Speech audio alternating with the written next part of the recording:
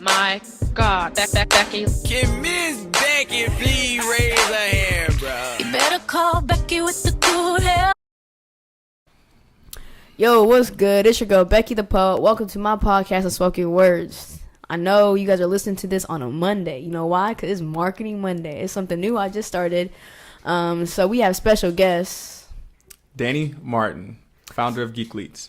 So if you guys don't know what Geekletes is, we're going to have Danny explain to you What exactly it is. So one of the cool things about esports is actually a new industry that's popping up in regards to professional gaming.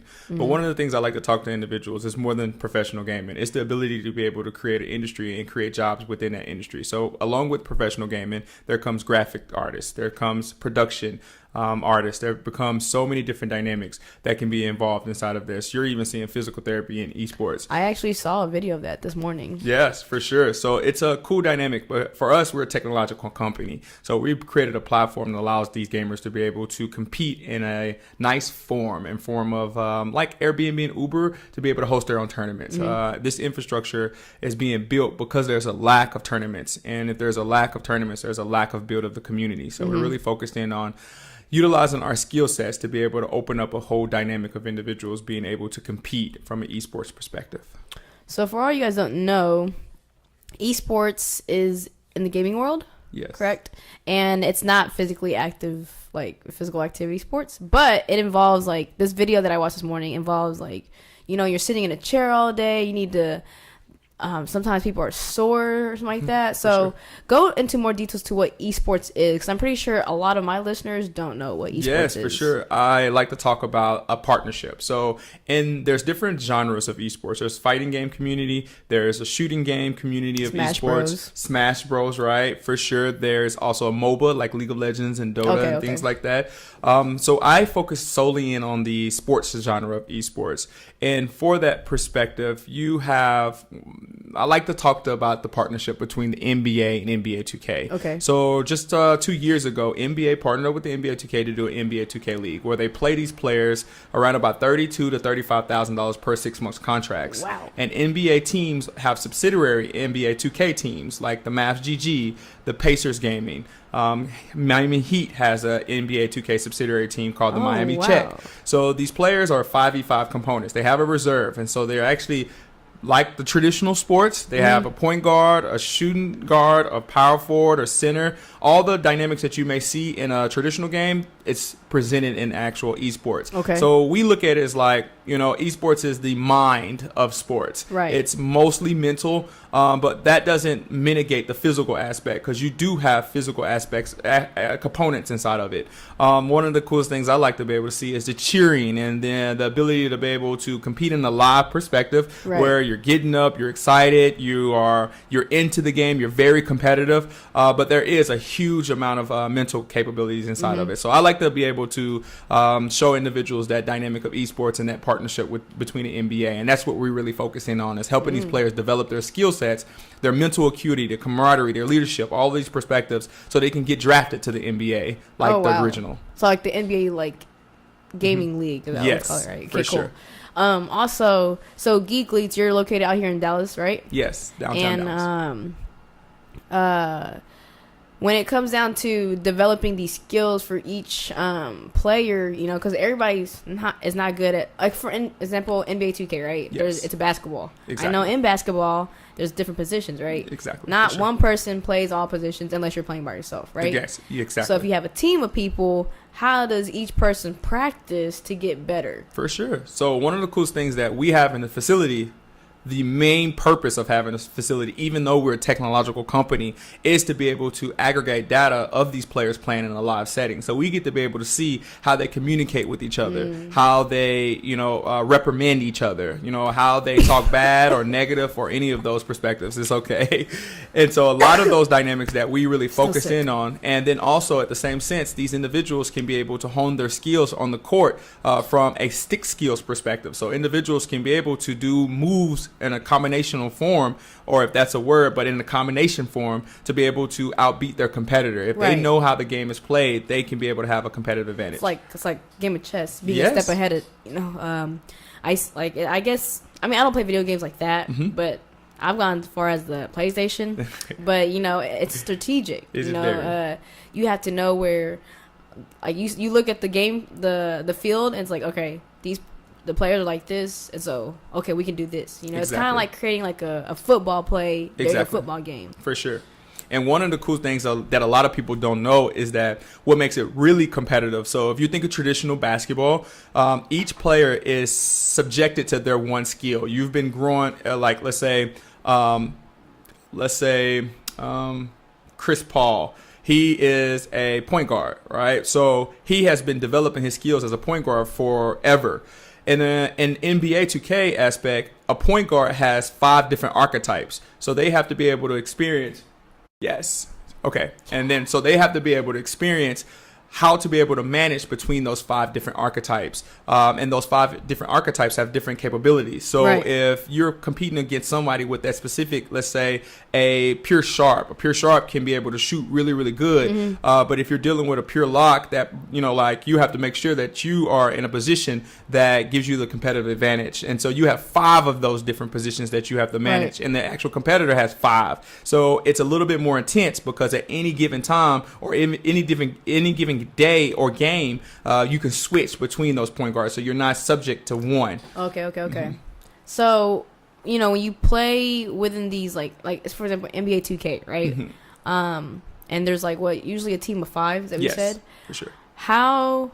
How do you know if that team cohesively works with each other to get like perfectly? Because, you know, I know sometimes it's like ego involved, or I'm better than you, or I don't really need you, or we can always find somebody better. How do you deal with that? We inject coaches. Okay. So just like the traditional aspect, we have coaches to be able to monitor those interactions, and they can be able to identify what's the cohesiveness levels like, and it's their job to be able to either pick somebody up, drop somebody, talk, motivate their team, but they can really pinpoint on those. And just like traditional, there's coaches. And so it was interesting because at first in the NBA 2K space or esports in general, coaches will be like, the players will be the ones that were competing, and they never thought that they needed coaches. So injecting the coaches inside is like, what? This is a coach? Yeah, so it's always like a pushback. That's very funny because in sports, basketball, football, anything, you have to have a coach, right? For sure. So like in gaming world, like you don't even think about having a coach. You don't even think that it's important. For sure. So that's interesting to hear. It keeps it unbiased. You know, if you have a coach, they can be able to keep everybody on a level. I guess also see like what on a high level. Guys, I'm still sick, but they can like look into the situation. For sure. So tell us what you have going on this month. Sure. Yes, so we have a series of events. I leave here in the next hour to a Mavs gaming event. If you guys don't know, in Deep Ellum, Mark Cuban and Mavericks have put together a whole space for gaming. And from that perspective, it allows individuals to be able to compete. And then I go over there. I have partnerships with a lot of the actual teams. Yes, for sure. Drink some water. Drink some tea. And yes. And so it gives the space in itself is like really, really dope, and it brings the community together in regards to esports and gaming. We also are going to be launching our platform tomorrow, and that's been something that we've been working on for about 2 years now. The platform is really dynamic to the point, and when I say dynamic, doesn't mean good. Dynamic is a coding term in regards to how it's programmed internally. And our platform allows individuals to be able to log in, create an account, and to be able to aggregate the statistics of that player that plays inside of this platform. So players can be able to have a resume. They can be able to know this is their stats. This is the things that we've been able to pinpoint or our metas. We've been able to allocate those metas to the actual player so they can be able to look at it and say, hey, I've become this much better over time. And then at the same sense, the platform allows individuals to be able to host their own tournaments. So if you're an individual in the gaming area and you're like, your mother or your father is like, you need to make money out of this, and you're like, I don't know how to make money, then our platform it gives you all the components necessary so you can be able to host your own tournaments and you can manage it like a business owner. And that's funny because people play games all day, right? And I don't think like back when I was younger, like gaming was a big deal, but I didn't really know about esports until I got older. Yes. And I started seeing Gary Vee get involved motivational speaker Gary Vee, and my favorite rapper Wale was talking about it, and in Dallas, aren't they building like an esports stadium out here? Yes, it's Arlington. One of the what is the largest esports stadium in America right now. Oh, they just had their Smash Bros event. Right? Yes, for sure. So, why did you choose to focus on sports? You said there was fighting, there's like the whole Smash Bros community. Why do you choose sports? One, I'm a minority. You're right. Minorities are typically focusing on the sports realm, right? Football, basketball. And then two, from a business component, that specific genre was in the back of all of the League of Legends and the Dotas. So it was an untapped market. And then the third thing is that I understand sports. I grew up in sports. That's good. So when it comes down to it, I will go create a platform, and if I was trying to tailor it to League of Legends and the Smash, I wouldn't know what to build, right? I wouldn't. Right, I would be like building a platform. You can creatively build something or technically build something, right, but it necessarily wouldn't be what the actual gamers in that community would need. So I wanted to make sure all three of those components aligned, and that's really why I want to focus in on the sports.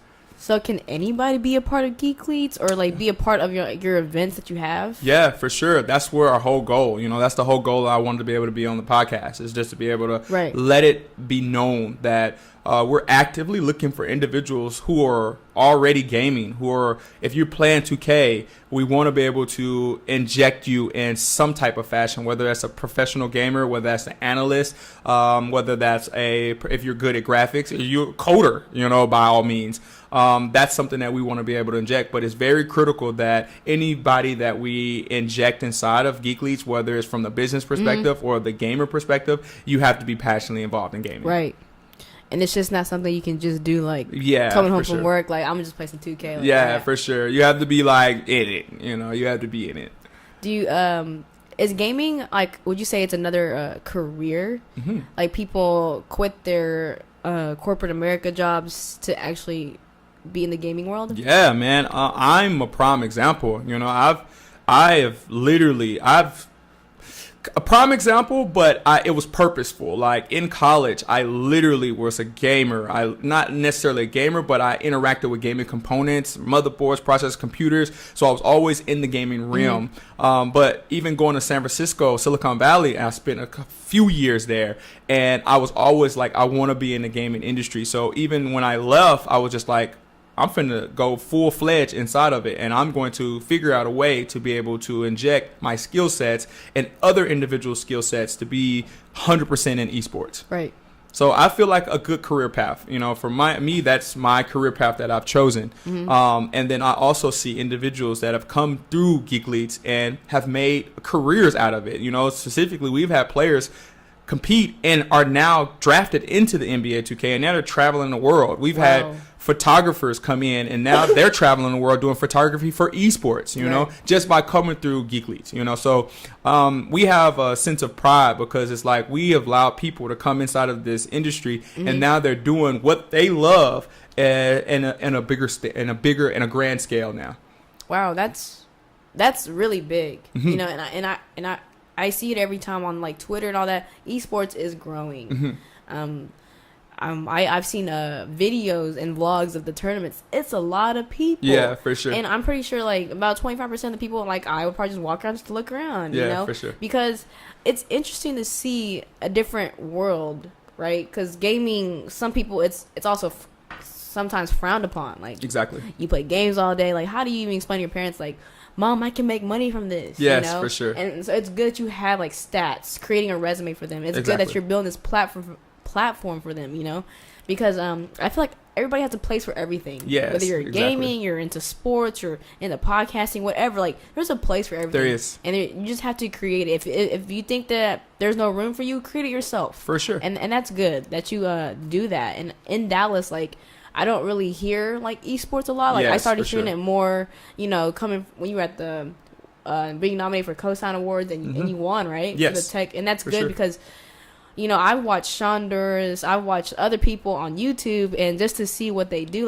not really understanding, they have a gaming profile, they have esports teams that they help and organize and own and sponsor to, but gaming is a big deal because you don't just it's not any computer. It's For not sure. just any equipment, right? Like, do you Exactly. have? It's like specific equipment. Exactly. For And sure. there are like tech, like Sony, Samsung, people out there who create stuff just for Exactly. esports people. For sure. Because like my cousin, like keyboards matter. Exactly. right? It does. Mechanical keyboards matter. Like the type of computer you have matters sure. because it can't be slow, It cannot. lagging. Because Whether you're streaming, whether you're gaming, you have Right. a different computer for streaming, you have a different computer for gaming. Whether you're console gaming, typically individuals have a comfort level for PlayStation versus Xbox. Right. So everything is meticulously done. You right, know? and that's good. So we're gonna hop into the poetry section a Yes. little bit, but I want you to anything you want to tell the people about Geekletes or esports before we head into the new topic. Yes. Just keep an eye. You know, the cool thing is about esports, it has been organic and it's still organic. Before individuals are hearing about it, it's always been, hey, I'm gonna go in my room or I'm gonna go to a basement. I'm gonna go to, the local cafe. I'm gonna compete with my friends. It still has that vibe to it. And one of the things that, as any companies that are trying to get involved, we want to keep it that organic feel. Right. Typically, when you see big entities come in, it takes that feel away from it. And I think the reason why we're growing so fast, the industry as a whole, is because it has that organic feel. And the whole goal is if you want to get in and keep that organic feel. There's so much crazy stuff out there. So the thing about keeping like Austin has a phrase, keep Austin weird. Yes, right? I love Austin. Yes, for sure. And we want to keep esports weird. We want to keep esports organic. And that's one of the coolest things is because if it's organic, then the brands that inject themselves will have to force themselves to be organic. Right. And you want organic all the way through. Right. Yeah. Well, you guys, we're gonna take a little quick advertisement break, and yeah. For you guys in this corner, wait, is this corner over here? It's in It's this corner, for poets only. We have a writer's workshop hosted by Lauren. Her last name is beautiful. I don't know how to pronounce it. We have featured poet Erica Lynette, and it's February 22nd. It's free at the Pan American restaurant, I think. It's in the flyer. If you need to find more about it, go ahead and follow Becky the Poet. We'll post it. Unspoken Words Podcast will be there. But yeah.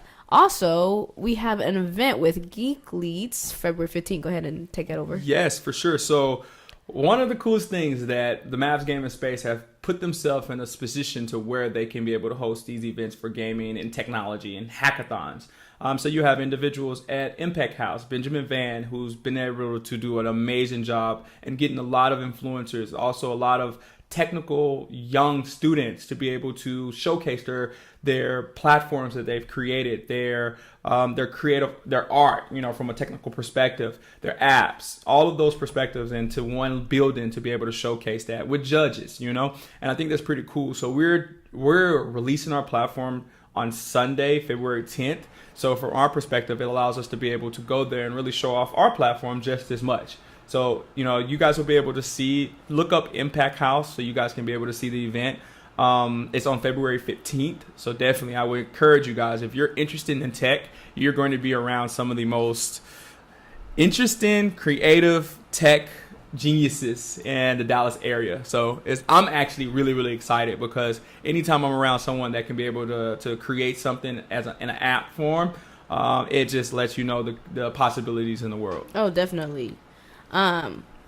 So you guys are about to hop into this poetry section. So we just had Danny Martin school me on what esports is, which is something that is amazing. Now I'm here to school Danny about what poetry is. Yes. So you were familiar with one poet, aka Black Caesar, aka Yes. Todd Dalian on Yes, for Instagram. So what is it about poetry you want to know more of? Oh man, I look at poetry like one of the biggest things about music for me is if I can't get anything that relates to me and what I'm going through, like I don't listen to it at all. And I hear a lot of individuals. I was having a crazy discussion last night. I hear about music and riding the tune, like riding the beat and just listen to the beat. You don't really listen to the words. Right. That's not really me. If I listen to music, I am listening to something I'm listening to the words, and the words have to affect me, whether that makes me cry, whether I'm having a hard day, and I just need to know, makes me happy. I need to know like there's just somebody else that's out there that's going through the exact same thing that I am going through, or that if they've already been, and I can be able to learn from them. Right. And I feel like poetry is like right in your mouth. You know, it's like it's there. It shows you. You're speaking to somebody and what they go through, so you can experience their heart without even a beat. You know, and that's the most rawest form for me. I know. I just had my Unspoken showcase, and it was a big event. And these poets, you know, they pour their heart out on the stage. Mm-hmm. And one thing I love about poetry is that you can be who you are wherever you want to be. Yes. And I've actually I wrote a poem about this. Like, poetry is a big deal to these poets' lives. We're not good at but no, like, poetry allows, like, okay, I want to be a rapper at one point in life, but I couldn't rap. I couldn't rap. I can't rap. Did you try? I tried. Like, I told, like, in previous episodes, I told you guys many times, if you can find this video of me rapping on YouTube, I'll give you a free hoodie. I'll put that out there right now, because I hope it's not, like, still around. But yeah, I tried rapping, and poetry, for some reason, like, at this moment, it just occurred in my life. I just started writing my emotions down, right? Okay. And, like, I started, like, sharing it with my friends, and some friends were like, man, I feel that, I understand that, right? Mm-hmm. And that's one thing I love, like, about how poetry and music can, like, go cohesively together. Mm-hmm. Because it's like rap, you know? For sure. Dallas artists, like, example, like John Doe, incorporate, like, poets in the beginning of their songs, and then, like, they'll rap, you know? Exactly. And that is, like, that's a strong, like I would say, like, not even marketing, like a team right there, because, you know, you got the strong words of a poet, their voice, and then you have the rapper, like, speaking about their life, and for sure, and then you have a visual behind that. Like, poetry, it's beautiful. Common does it a lot. Yes. I haven't seen a lot of work from Common lately. Okay. But in his videos in the past, like what I used to watch on 106 & Park. Yes, for sure. That's dope. I love Common. His visuals were amazing. For sure. But I feel like poetry, in a way, is kind of like to gaming a little bit, you know. But the thing that, because the gaming and NBA 2K world, they really focus on music. Yes, for sure. And rapping, like what gets these people live when they play. Exactly, just like what gets people going, you know. And what gets people going in poetry? I think what it is just like emotions of our own. Okay. I think what we as poets like feel good that we're helping somebody. For sure. Because if you're able to relate, like, I'm doing something right. I'm saying the right words to help you get through your situation. Exactly. And I feel like some people in this world, like, we go through things, we don't know how to get out of it. Exactly. And so in an episode that I'm dropping Thursday with Rome, he talks about how, or was it in 31? One of those, he's in both episodes. But he talks about how he likes poems that are like, have good turnarounds. Got you. Because, you know, sometimes poets, we talk about all the bad stuff that we've been through, heartbreaks, like hurt, but it's like, how'd you get out of that? How did you get out of it? So, like, listeners want to know, like, how do we get out of a heartbreak? Are we gonna be heartbroken for the rest of our life? Yeah, you know? For sure. That's cool. Poetry is just an artwork with words itself. It's pretty awesome that he has that perspective of being able to give the happy ending at the end. And it's also good is because it's theatric. You can be able to have the happy ending, then go into reality of like what may happen or the down, and pull yourself up. That's business, that's life, that's so many different dynamics. Yeah. And it's good to be able to place that inside of an art form of poetry. I think that's pretty dope. I'm like, look, I'm thinking when you say it, I'm like, oh snap, that's really, really dope. Have you ever been to an open mic before? I have. I definitely have. It was in Deep Ellum. Mm-hmm. And it was at it was almost like a Eritrean or it was a Eritrean, and then it was like it was a cafe. But was it Kemet Kitchen? Kemet Kitchen. Yes. That means you went to Dallas Black Canvas. There you go. There you go. Okay. Have you been to one recently? No, I have not. They're in Oak Cliff at the Island Spot, and Dallas Black Canvas, that's where Black Caesar goes to perform a lot. We also have poets like Cool Kid Rod, also known as Prince Parker back in his day. And then we have other poets, and we have like a band there. So it's like literally like a community of people getting to, and it's not just poetry, it's music, it's expressive, you know. We have singers, you know, so it's like people just getting together just to support art. Exactly. And Dallas Black Canvas does a very good job at creating a safe environment. For sure. Cameron, who was the founder of it, one of the founders, they wanted to find a safe space for Black people for art, right? Exactly. You know, in Deep Ellum, like, it's not the Deep Ellum that we used to know. Exactly. So, that's awesome. I enjoyed it when I was there. Right. It was like really, really cool to be able to see the talent. Yes, you know, above all, you know, like it was really cool how a person can take their story and make it creative, like creatively turn it into like an art form. And I think that was like one of the like, wow, you can do that. Anytime I'm somewhere and I can be like, man, I cannot do that. You know, like you stated that you want to be a rapper, you know, like. I give props to everybody. Yeah. So that's the dope dynamic when you can be able to take your form of art and make it to the point to where it's so like by itself in its own little category. And you know, poetry is not just about like personal experience in life. It could be like erotic. Mm-hmm. There's this poet. Her name is Masterpiece Poet. Okay. She's having an event March 16th, somewhere in March. It's called For the Love of Words, Flow. Okay. And her words are like could be very sexual. Okay. And it makes you really like take like sex and be like, wow, you just put that in a poem. And pretty much like my visuals of it was like, wow, like for sure that kind of was very sexy, but yes, my sure. goodness, I for could sure. never imagine like get all the girls or guys like from that perspective just by saying that word or saying it. Yeah, I mean sex is a big like everybody loves sex. Yeah, freaking Pretty Ricky back in our days for sure. I don't know if it was back in your day. Back in my day, everybody was. I'm not that older than you. Everybody like Pretty Ricky came on at the school dances. They were like, teachers be like, hold on, man. Hold on, what's going like, on? For sure. No, dance hall sessions and everything. So within like NBA 2K and stuff like that, do you guys have like the whole like artistry besides the music? Area? Yeah. So we're trying to mimic that. Okay. And like they have the playlist in NBA 2K. Mm-hmm. So we're pushing out a production for our league. These players are competing for a prize purse every week. And then we're doing this live. So our perspective is during the commercials, we want to be able to engage with individuals' art.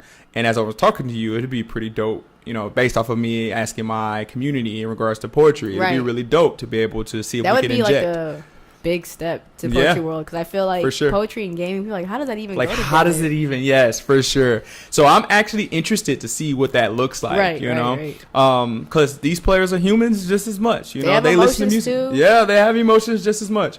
In the gaming world, I know we're stuck watching the screen, right, and we're being strategic and stuff, but do you think there's like some emotions underneath sometimes all that?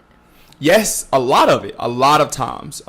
It's like when individuals turn to smoking as a coping mechanism. Mm-hmm. A lot of people in gaming turn to gaming as a coping mechanism. That is true. I mean, if it's easier for me to when I get bogged down from work or like when the stuff just gets really, really tough, it's easy for me to go turn on a game and lose track of time, you know? Mm-hmm. And sometimes I got to tell, or most of the time, or pretty much all the time, I have to tell myself, do not even touch the game, because I'm running to the game as a way of everything is easier. And so I'm challenging my mind to say, okay, well, you know, tackle the tough things. I'm building something for the gaming industry. So to make it easier for them to go to, you know, their comfort zone when it's, you know, it's easier, something they enjoy. So would you say like gaming is like another, like, you know how I write or I go exercise, people exercise or whatever because when they're stressed, yes, whatever, for sure. Gaming is one of those. Stressful. It is one of those stressful, but we don't like think about it as that. For sure. That makes a lot of sense now, because I have cousins who play games, you know, and at a young age, you know, we always get yelled like, you're always playing games, but it's like having conversations outside. It's like, dude, I'm depressed, and it's like, oh, you are? Yeah, for sure. I would have never known, you know. I'm like, you always play games. Like, he's like, it's like starting to realize that now, like, it is like a big deal. Like, it is. Gaming is one of those things that, like, is a stress reliever, because we are all different. For sure. I'm not a gamer, so of course I don't game. You know? For sure. But people who are gamers, who grew up gaming and who love the technology of it, and sometimes they don't fit in the sports or the different like parts of this world that like they're supposed to fit in. And gaming is just what they do. It's what they do. And 9 times out of 10, it's really the stress relieving aspect, because you just get to go into a community of people who are just like you. Right. And you're gaming. You may not even have a single conversation with them, but you know intrinsically that person is just like you, and you can feel comfortable being in this environment because this person likes what you like. You know, I will say the same thing is when an individual go to a poet session, they're in that environment with individuals that they know that feel, that energy, and that's stress relieving. So as soon as you get out of your job or whatever it may be, I don't even want to say job, but just any type of environment, you can have bad things going on at home or something, and you hop on a game or you go to a poetry session. Those are dynamics that are very, stress relieving in itself. Wow. It's good that we're talking about this. I think that's pretty dope. I'm gonna utilize a lot of these. I know segments. It's fine. It's good. I as talking to you more and more, it makes me think about like how gaming is like. People who are gamers are just like us. Yes, they have sure. emotions and feelings too, and it's for like sure. I'm pretty sure they don't go listen. They don't do certain things that I do to relieve my stress. So it's for like, sure. what do they do? For sure. And it brings up to like the whole. We just talked about this earlier, like the whole incident in Florida. Yes, and sure. you said it was more than what the news was saying. Yes, much more. Because you actually witnessed it. Exactly. Seeing like an individual, getting bullied. Exactly. And for sure. And that's one thing that like I think in general we try to like help like bullying and stuff, but bullying is hard to like pinpoint, and it's hard to fix because we don't tell the whole truth. Yeah, exactly. For sure. And I can tell you that from experience. I was bullied once when I was in middle school, and I was at this bus stop. It was at my bus stop, and so like 2 years ago, 3 years ago. Okay. I'm just playing. Oh, he clowning y'all. No, but anyways, I was bullied. I gave this girl $1 one day, and then after she just kept asking and asking, sure. and then one day I just stopped bringing money because if I don't have any I'm money, like, I have any. you can't ask me for it. And then she's like got aggressive, and then my goodness, she knew where I lived. That's like, interesting. I was like, ugh, I hate like bullies. Like, but for I sure. left the school, and school shut down, so I left. It was perfect timing. But it's just like being bullied continuously, And luckily, like I wasn't I didn't get to like a dark phase, but I was like, oh God, like what am I gonna do? I was scared to go to school. I was scared to even go to the bus stop. But gaming world, people get teased for being nerdy. Exactly. People get teased for like just being a geek. For sure. And it's just like, what if I like to play games? What if I don't like? What if I'm not good at basketball? For sure. I'm just that oddball that isn't good at sports. I'm not that what society wants me to be. Exactly. For sure. Because gaming, people don't talk about gaming like that. Yeah, people don't. So. The incident in Florida, you said before that, the person was being teased by somebody else. And, I guess playing the game didn't really help calm him down. And especially, you're also in a competitive, under pressure area, where this is like, I wouldn't say dire or whatever, but it's just like you're going to lose or win. Yes, exactly. And of course, if you lose, it's going to break you even more. So even more, it's probably for sure. the icing on the cake that allows you to be like, I've had enough. I had enough. I'm done. Like, I can't go home. Now. I can't come here. I'm just done, And that's why it's really, really critical to be able to make sure that whatever community you're in, you identify. You don't know what the next person goes through, and you never know that person may be around you in this community because it's the only community they have. Right. And so if you're treating them bad within this community, then they may not have anything else, and they may be like, I don't have anything else, so I'm done with it all, So it's very critical. I don't care what community you're in. It's to make sure that you are treating everybody with respect and love because they're coming to this community for a reason. Right. And it could be because they're loving it. It could be because they're trying to find themselves. They're trying to find somewhere that they are loved or supported. And I think that's one of the coolest things for Geekletes, man. We're building a community here, and I make sure I am so on top of making sure that everybody who's interacting with this community, this brand, have that understanding that we all here for a purpose. And it's granted, it's very intensely competitive. Okay. But that's life. Business is competitive. But at the end of the day, we can still shake each other's hand. We can still love each other, and we can still support each other. We can still understand that we're here because we all have the same alignment and the same type of thinking. Right. And if one person succeeds, then we all succeed. Yeah.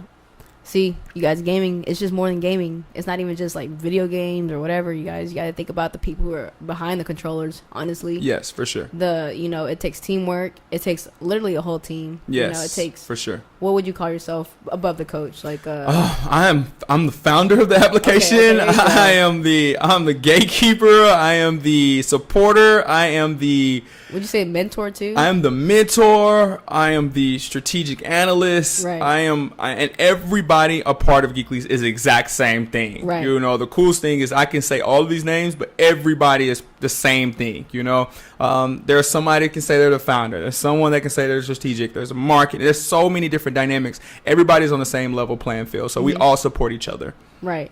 So before we close off this episode, you know, we have Geekletes here. Go ahead and drop your social media. Yes, where they can for find sure. you. Anything. So here's the coolest thing. You know, one of the biggest reasons why I wanted to inject Geekletes inside of this community, because I respect communities. When this release, I don't know when it's going to release. Monday. Marketing Monday. Perfect. Marketing Monday. You guys are going to be able to go to our platform. We're launching on that Sunday, the day before Monday.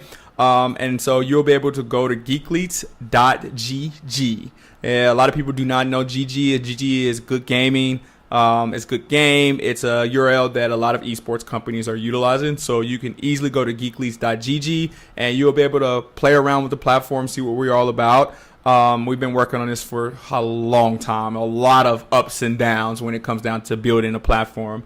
So I really wanted you guys to be able to see. I also want you guys to be able to go to social media, Geekletes, so all social media. Ask me questions. Ask me questions if you're looking to get involved. This will be a good opportunity to be able to get involved from any aspect. If you're a poet, I want to be able to see how I can be able to inject poetry inside of our content. When you log on to geekletes.gg, you'll be able to see our broadcast. You'll be able to see what goes on in the space. So you'll also be able to see how we inject other music and other artists inside of our production as well. All right, you guys. So before we close off, I just want to let you know it's Marketing Monday, something new. Shout out to Geekletes for being the first episode of Marketing Monday. Sure. If you have a business, a brand, if you are trying to put yourself out there, anything, if you want to hop on the show and talk about just who you are and you're not a poet, it's cool. Marketing Monday exists now. What's up? What's good, y'all? But we still will be releasing the regular Unspoken Words episodes, with the poetry, with all that good stuff, the mental health, the personal experiences, the motivation, all that is always going to be released Thursday night. I drop it Thursday night or Thursday morning, and usually Friday you're good to go. I like to do that only because just because Fridays are busy for me because I'm preparing for the weekend, so Thursdays are the best days. So Monday you'll catch this episode you're listening to right now. Go ahead and follow me at Becky the Poet. And I got some merch still, so you need some crew necks or sweaters, hit me up, yo. And if you want another color, say you want this bright red or you want a gray, whatever, it's an extra $2 charge. But hey, yo, come on now, it supports the podcast. But yeah, if you want to advertise yourself, we do that too. We in there like swimwear. All right, y'all, we is out. Yes, thank you guys so much. How do we?